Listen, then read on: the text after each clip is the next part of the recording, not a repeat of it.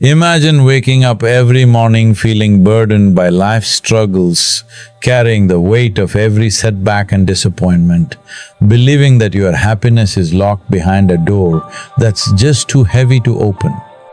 Now, imagine that door opening with a single realization, a simple yet profound truth that changes everything you thought you knew about life.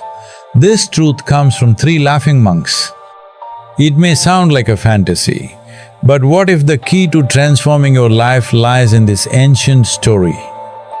A story where, in the midst of chaos, the monks discovered the secret to inner peace, joy, and ultimate freedom. A story that will challenge you to rethink your entire approach to happiness, success, and what truly matters in this world. Are you ready to hear it? The story that could change everything? Kaito was a man burdened by the weight of his past. He had experienced pain, loss, and confusion that seemed to follow him wherever he went.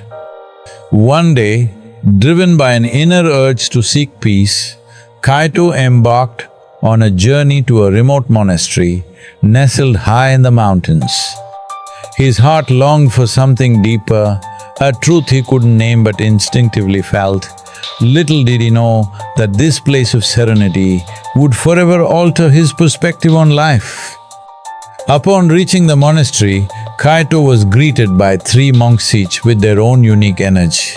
The first, Master Ryo, was the eldest, his eyes holding the depth of a lifetime spent contemplating existence. Brother Kain was young but had a playful, light-hearted energy about him. Brother Taro, the middle-aged monk, exuded calm and wisdom. All three monks embodied the balance Kaito sought, a blend of seriousness, joy, and tranquility. The monks immediately recognized Kaito's inner turmoil. Master Ryo, in particular, could see the heaviness in Kaito's heart. He welcomed Kaito into the monastery with an invitation to learn the way of true freedom, which was something that transcended the surface-level suffering Kaito had been experiencing. The monks invited him not to search for something to fix, but to look within, to understand the source of his pain, and to learn how to live without it dominating his life. They took Kaito under their guidance, teaching him the art of mindfulness, meditation, and contemplation. But most significantly, they began to teach him the transformative power of laughter. They emphasized that true freedom came from being able to laugh at life, and not just in moments of joy, but in all moments, even those of suffering or confusion. Kaito began to understand that his search for meaning had led him to this sacred place for a reason. He was learning from these wise monks not just through words, but through their very presence. Their peace, their laughter, and their joy were the teachings in action. It was clear to Kaito that this journey was about far more than intellectual understanding. It was about embodiment, about living the lessons he was learning. The monks introduced Kaito to the profound idea that laughter is not simply a response to something funny, it is a force of liberation. At first, Kaito struggled to comprehend this. Laughter for him had always been a fleeting reaction to joy, an expression of happiness that came and went like a fleeting breeze. But Master Ryo, Brother Kain, and Brother Taro explained that laughter was not just a fleeting response, it was a deep expression of surrender. Master Ryo spoke of how laughter could transcend the ego, the thoughts, and the stories we tell ourselves. When we laugh, he said, we are momentarily free from the need to control our circumstances. We laugh because we are alive, because we are here, and because we are part of something greater than ourselves. He explained that laughter allows us to step outside of our conditioned thoughts and patterns, opening the space for joy and lightness to emerge. In the presence of the monks, Kaito witnessed laughter as a spiritual practice. It was not the kind of laughter born from a joke or a humorous situation, but a spontaneous expression of the present moment. There were times when the monks would sit together in silence and then, without warning, burst into hearty laughter. It was as if they were laughing at the absurdity of life itself, the unpredictability, the challenges, and the fleeting nature of it all. At first, Kaito was uncomfortable with this kind of laughter. It felt strange, almost inappropriate, to laugh without a clear reason. But over time, as he meditated and observed the monks, he began to understand that laughter was a form of release. It was a way of letting go of the burdens that weighed on the heart and the mind. The monks showed him that it was not necessary to hold on to pain or difficulty. By laughing in the face of hardship, one could transcend it. This teaching radically shifted Kaito's understanding of how he could respond to the world. He began to laugh more freely, not just when things went well, but also when they didn't. When he stumbled on his path or when life became difficult, Kaito reminded himself to laugh. It wasn't about denying his emotions or pretending everything was finite, it was about accepting the impermanence of each moment and choosing to embrace the beauty within it. As Kaito integrated laughter into his life, he noticed its powerful impact. He felt lighter, more connected to those around him, and less bound by his fears or expectations. Laughter became a tool of liberation, a way to stay present, to let go, and to experience joy in every circumstance. It reminded him that life, with all its ups and downs, was to be celebrated. One of the most profound teachings Kaito received came from Master Ryo. The old monk spoke of the fleeting nature of life, how everything that is born must one day pass. Kaito had always been afraid of change and loss. The idea of impermanence terrified him. He had spent much of his life holding on to things, relationships, possessions, even his identity. The thought that all of it would one day fade away was a hard pill to swallow. Master Ryo, however, explained that life's impermanence was not something to be feared. Death and life are not opposites. He said, they are part of the same cycle, like the turning of the seasons. You cannot have one without the other. Embrace both and you will find peace. Kaito was initially resistant to this teaching. He clung to the belief that if he could just hold on long enough, he could avoid loss. But as he spent more time with the monks, he began to see that his fear of impermanence was a source of suffering. The more he clung to things, the more they slipped through his fingers. The more he resisted the natural flow of life, the more he felt burdened. One day, while meditating in the monastery garden, Kaito noticed a flower in bloom. It was beautiful, vibrant, and full of life. He marveled at its delicate petals and the fragrance that filled the air. But as he watched, he saw that the flower was slowly wilting. The petals were curling inward, the colors fading, and yet there was no sadness in the process, just the natural unfolding of life. This moment of realization struck Kaito deeply. He understood, at last, that everything in life, like the flower, had its time. To resist change was to resist life itself. He learned to embrace the beauty of impermanence, understanding that the fleeting nature of life made each moment even more precious. Master Ryo's words echoed in his mind. Nothing lasts forever, and that is what makes it beautiful. Every moment is a gift, fleeting and unique. Kaito's fear of loss began to dissolve. He could now live fully, without the constant anxiety of clinging to the past or worrying about the future. Brother Kain was the monk who taught Kaito about the power of the present moment. Unlike Master Ryo, who was more contemplative, Brother Kain was playful and energetic, often finding joy in the simplest of things. He encouraged Kaito to live fully in each moment, to be mindful of the sensations of life rather than getting lost in the stories of the mind. "Look at the sky, Kaito," Brother Kain would exclaim, his arms wide as he pointed to the clouds. "It's beautiful, isn't it? But it's here for only a moment. The clouds will change and so will you, so why not appreciate it now as it is?" Kaito was often caught up in his thoughts, reflecting on past regrets or anxiously planning for the future. He had always lived with one foot in the past and the other in the future, which made it difficult for him to fully experience the present. Brother Kayan taught him that true peace and joy could only be found in the present. The past was gone and the future had not yet arrived. The only thing Kaito had was this moment. At first, this concept was difficult for Kaito to grasp, but as he began to practice mindfulness and meditation, he started to notice the subtle beauty of the present. The sound of his breath, the warmth of the sun on his skin, the rustle of the leaves in the wind, these things were always available to him. But he had never truly noticed them until now.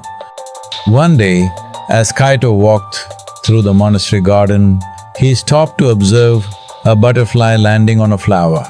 He watched it intently as it delicately sipped nectar, its wings fluttering gently in the breeze. In that moment, time seemed to stand still. Kaito realized that the butterfly's existence was so simple yet so profound. It wasn't concerned with the past or the future, it simply existed in the now. The beauty of the present moment was all around him, but Kaito had to choose to see it. He learned that mindfulness was the key to unlocking this beauty. When he let go of the distractions of his mind and tuned into the present, the world became richer and more vibrant. The small moments, the ones he had previously overlooked, became treasures. Brother Taro, the monk known for his calm and balanced nature, spoke of life as a dance. He often compared the unpredictable ebb and flow of life to the movements of a graceful dance. For Kaito, this metaphor resonated deeply. Life was no longer something to be controlled or endured. It was something to be experienced, embraced and danced with. "Think of life as a dance," Brother Taro explained one evening as they sat together by the tranquil river. "In a dance, every step matters, but the beauty is not in trying to control the next step. The beauty is in allowing yourself to move with the rhythm, to trust the flow." At first, Kaito struggled with this idea. He had spent so much of his life trying to control outcomes, whether it was in his career, relationships, or personal goals, that the concept of letting go and following a natural rhythm felt foreign. But Brother Taro patiently guided him through the process. He showed Kaito that the dance of life was not about perfection or rigid structure. It was about surrendering to the flow of existence, allowing oneself to move in harmony with the unfolding moments. Kaito began to understand that, much like a dancer, he didn't need to know every step in advance. Life had its own rhythm, and the more he resisted it, the more out of sync he felt. But when he allowed himself to flow, he felt a sense of ease, as if the universe itself was guiding him. One day, while practicing his meditation under the vast open sky, Kaito had an epiphany. He realized that the rhythm of life was constantly shifting. Sometimes it was slow, sometimes fast, sometimes chaotic, and sometimes serene. The key was not to fight it, but to become one with it. Each moment, like each step in a dance, was an opportunity to be fully present, to be alive, to be engaged in the dance of existence. Kaito's new understanding of life as a dance transformed his perspective. He stopped trying to predict what would happen next or resist what was happening in the present. Instead, he embraced each moment, whether it was filled with joy or difficulty, as part of the larger, beautiful dance of life. Despite his growing understanding of laughter, impermanence and presence, Kaito was still deeply attached to certain things. He clung to his past, to old identities, and to relationships that no longer served him. He was afraid that without these attachments, he would lose a sense of who he was. The monks observed Kaito's struggles with attachment and decided to teach him an important lesson. One day, Master Ryo invited him to walk with him through the forest. As they walked, the master shared a story about a tree. This tree, he said, is rooted deeply in the earth. It stands tall and strong. But what happens when a storm comes? What happens when the winds blow fiercely? Kaito thought for a moment and replied, "The tree might lose some of its branches or even its leaves, but its roots will remain." Master Ryo smiled. "Yes, but what if the tree refused to let go of those branches? What if it clung to them in fear, believing that without them it would be nothing?" Kaito realized the analogy the master was drawing.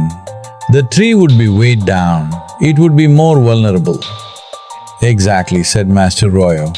"Just as the tree must release what it no longer needs, so too must you let go of attachments. The things you cling to, other people, roles or ideas, are not your true essence. They are like leaves that fall away in the wind. Without releasing them, you cannot grow." Kaito's attachment to the past, to old identities, and even to his need for approval from others became clearer. He had been holding on tightly, fearing that if he let go, he would lose himself. But the lesson was clear. True freedom came from letting go of what no longer served him. The monks helped Kaito practice releasing his attachments. They taught him that attachment was rooted in fear, the fear of losing control, of being alone, or of feeling insignificant. But when he released his attachments, Kaito found a sense of inner freedom and peace that he had never experienced before. He was no longer defined by his past, nor was he fearful of the future. Kaito's journey toward inner peace took another significant turn when he encountered an elderly woman who had been living in the monastery for many years. She was known as the Sage of Letting Go, a title she had earned through her years of living a life dedicated to simplicity and release. One afternoon, Kaito sat with her in the courtyard, surrounded by the gentle hum of nature. The woman shared a story about a time when she had been deeply attached to a person she loved. "For many years, I held on to that love, even though it caused me pain," she said. "I feared letting go, believing that love was the only thing that defined me. But when I finally let go, I discovered that love was not something I could possess. It was something that flowed, something that I was part of, not something I had to hold on to." The woman's words were like a mirror to Kaito's own struggles. He had clung to people, identities and outcomes because he believed that they were integral to who he was. But the more he held on, the more it seemed to cause him suffering. The concept of letting go felt liberating but also frightening. What would happen if he let go of everything he had identified with? The Sage of Letting Go taught Kaito a simple but powerful practice. She instructed him to sit in meditation each day, closing his eyes and focusing on the sensation of letting go. "Imagine that with each breath you are releasing something," she said. "It could be an attachment, a fear, a memory, or even an expectation. Just release it and let it float away like a leaf on the wind. Kaito began to practice this daily, and over time, he found that letting go didn't mean losing himself. Instead, it meant freeing himself from the need to control, from the need to define who he was by the things he had clung to. He realized that letting go was not an act of abandonment, but an act of trusting that life would unfold as it was meant to, and that he didn't need to force or hold on to it. As Kaito learned the wisdom of letting go, he became lighter, freer, and more open to the flow of life. He no longer felt the weight of past mistakes, past identities, or past attachments.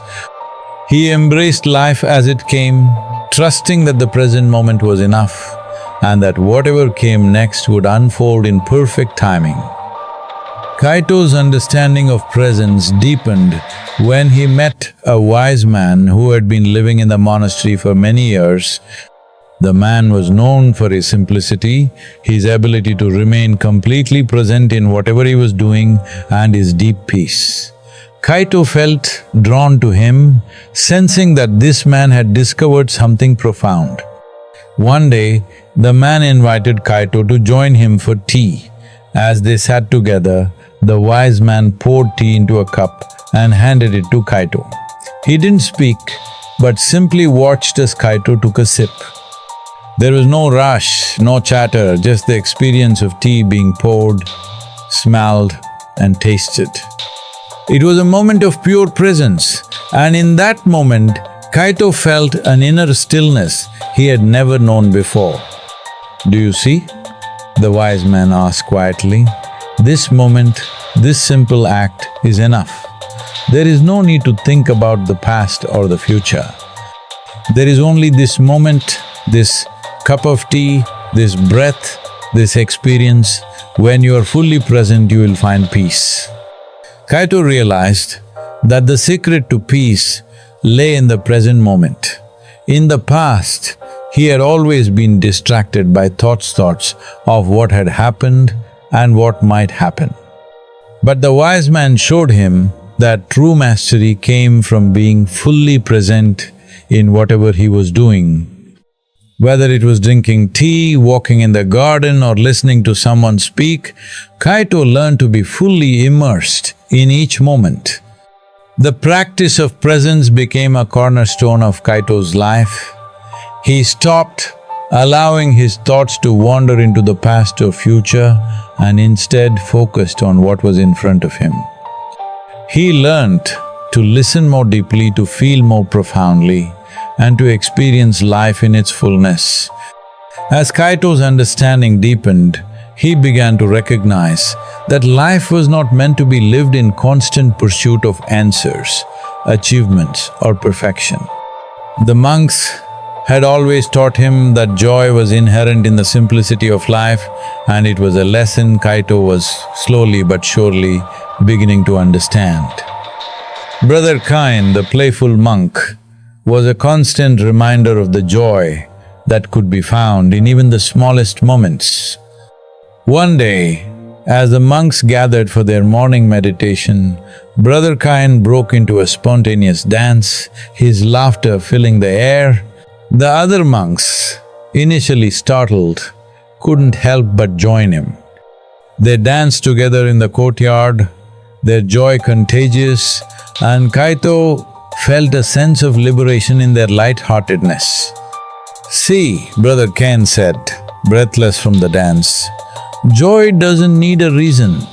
It's not about achieving something or having everything in place. It's about being alive, about being free to express yourself in whatever way feels right in the moment." Kaito had spent much of his life trying to attain joy through external means, success in his work, recognition from others, or the approval of his loved ones. But the monks showed him that joy was already within him, waiting to be unleashed. It wasn't something to be sought after, it was something to be embraced.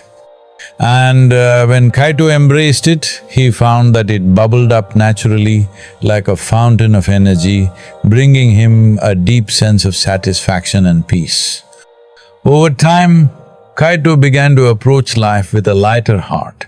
He stopped taking things so seriously, and even when faced with challenges, he found ways to approach them with a sense of humor and curiosity. He learned that joy wasn't an end goal, but a state of being, a way of living in harmony with life itself. As he integrated joy into his daily life, Kaito began to notice its ripple effect. His relationships became warmer and more genuine, and his work felt less like a burden and more like an expression of his creativity. His laughter became a frequent companion, and he no longer felt like he had to hide his true self behind a mask of seriousness or restraint. The final, most powerful lesson Kaito received from the monks came in the form of a life-changing experience. One day after months of practice, the three monks invited Kaito to join them in a special ceremony. It was a celebration of life, of laughter, and of the wisdom they had shared over the years. As the monks gathered in the temple, the air was thick with anticipation. Kaito had no idea what to expect, but as they began, Master Ryo started a chant, a simple yet profound sound that seemed to vibrate with the essence of life itself. Brother Ken and Brother Taro joined in, their voices blending together, creating an atmosphere of pure energy. Kaito closed his eyes and allowed the sound to wash over him, feeling the vibrations deep within his body. And then, without warning, the monks burst into a fit of laughter. It wasn't just any laughter. It was the kind of laughter that transcended words, the kind that came from a deep, soul-shaking place. It was a laughter born from the understanding that life itself is a paradox, sometimes beautiful, sometimes difficult, but always worth experiencing. Kaito could feel the walls around his heart crumbling as he listened to the monks laugh. Something inside him shifted, and he found himself laughing too. At first it was a hesitant chuckle, but soon his laughter grew louder, more genuine and more freeing. He felt as if all the burdens, all the fears, and all the doubts that had weighed him down for so long were melting away in the light of this moment. The laughter wasn't just a reaction to something funny, it was a deep release, a letting go of everything that had held him captive. As the ceremony continued, Kaito's laughter transformed into something even more profound. It became an expression of his inner freedom, an acknowledgement of the absurdity and beauty of life. He laughed not at the monks, not at anything external, but at the very nature of existence itself. It was a celebration of life in all its forms, its contradictions, its challenges and its joys. The monks watched Kaito with deep compassion and understanding. They knew that he had finally experienced the truth of their teachings. Laughter, in its purest form, was a portal to transformation. It was a tool of liberation that allowed one to step outside the confines of the ego, the stories, and the attachments that bound them. Through laughter, Kaito had let go of his old self and embraced the vast, open space of possibility. As Kaito's journey unfolded, he began to notice a profound shift in his perspective. He had arrived at the monastery burdened by the weight of his past, filled with fear, attachment, and confusion.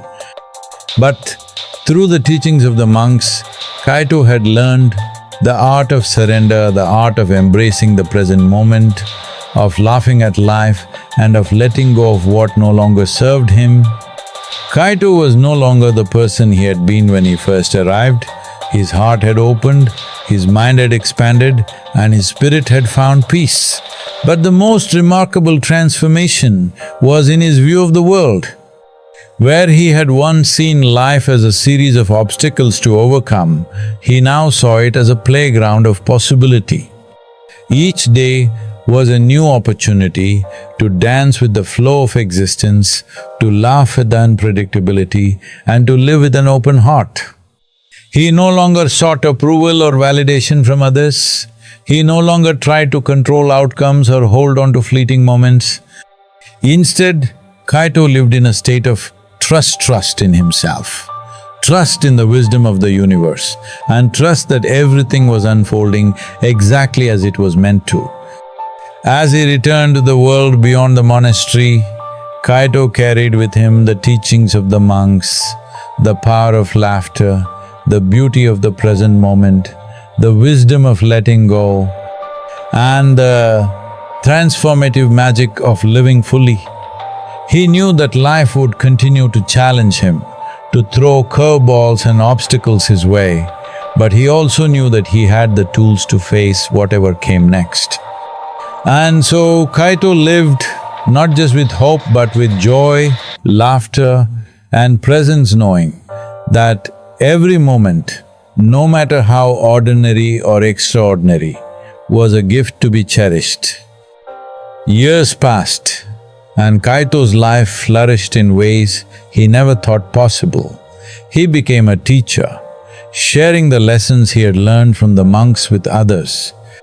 He spoke of the transformative power of laughter, the importance of living in the present, and the freedom that comes from letting go of attachments. People came from all corners of the world to hear him speak, to learn from him, and to experience the joy that he embodied. But Kaito never forgot the monks who had guided him on his journey. He would often return to the monastery, now a place of deep peace and serenity, to visit his teachers. The monks were no longer there in physical form, but their teachings lived on in the hearts of those who had received their wisdom. The story of the laughing monks continued to spread, touching the lives of countless others who sought peace, freedom, and joy. And Kaito, having embraced the lessons of the monks, continued to dance with life, laugh with abandon, and live fully in the moment. As we come to the end of this story, I want you to take a moment and reflect on the journey you've just witnessed. Kaito's path to wisdom, joy, and transformation is not just his story, it is the story of all of us. We all face struggles, doubts, and challenges, and we all carry burdens, whether it's the weight of the past, the fear of the future, or the attachments that hold us back. But just like Kaito, we have the power to change our perspective. We have the power to embrace life, to laugh at its absurdity, to let go of the things that no longer serve us, and to live fully in the present moment. The three monks, with their wisdom and playful spirit, remind us that life is not meant to be lived in fear or in constant pursuit of perfection. Life is meant to be experienced in its entirety, with all its ups and downs, with all its unpredictability and joy. What Kaito learned, and what we can all learn from this story, is that transformation doesn't happen through striving, it happens through surrendering. Surrendering to the flow of life, surrendering to the impermanence of everything around us, and surrendering to the wisdom of laughter. It's in these moments of surrender that we find true freedom from fear, from attachment, and from the need to control. So I encourage you to take this wisdom with you as you step back into your own life. Remember the laughter of the monks, the beauty of the present moment, and the simplicity of letting go. Life will continue to throw challenges your way, but you now have the tools to face them with grace and joy. When life feels overwhelming, when you feel weighed down by the past or anxious about the future, pause, take a deep breath, laugh, dance, let go.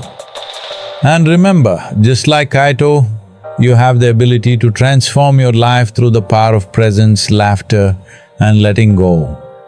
Thank you for joining us on this journey. May you live with joy, embrace each moment, and always remember to dance with life.